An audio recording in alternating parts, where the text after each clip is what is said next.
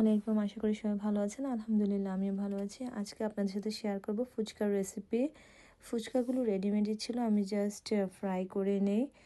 প্রথমে একটা দিয়ে ট্রাই করি যে ফুলে উঠছে কিনা, পরে সবগুলো এক এক করে দিয়ে দিই এবং সবগুলো ফুচকা আমি এভাবে ফ্রাই করে নেই। আর ফুচকার জন্য আমি আগে থেকেই বোট সিদ্ধ করে রাখি, চটপটির বোটটা এখানে 200 গ্রাম।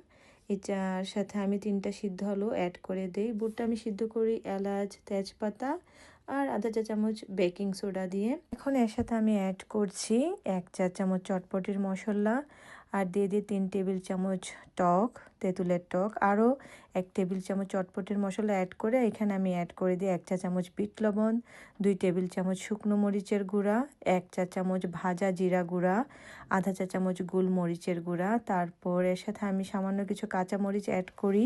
তারপর সব কিছু মাখিয়ে নেই, বাট মাখানোর সময় আমার মনে হলো এতে আমি আরও কিছু অ্যাড করব, তখন আমি অ্যাড করি আধা চা চামচ লেবুর রস। আর কোন একটা ভিডিওতে মিস হয়ে গিয়েছে দেখানো, আমি এখানে অ্যাড করেছি 1 চা চামচ হাতে বানানো গরম মশলার গুঁড়া, 1 চা চামচ চিনি। আর ফুচকা রেডি করার সময় আমি কিন্তু পেঁয়াজ কুচি অ্যাড করি, ধনিয়া পাতা দিয়ে নেবেন। তেঁতুলের টক অলরেডি রেডি করে ফেলেছি, এটা রেসিপি চটপটি রেসিপির সাথে দেয়া আছে।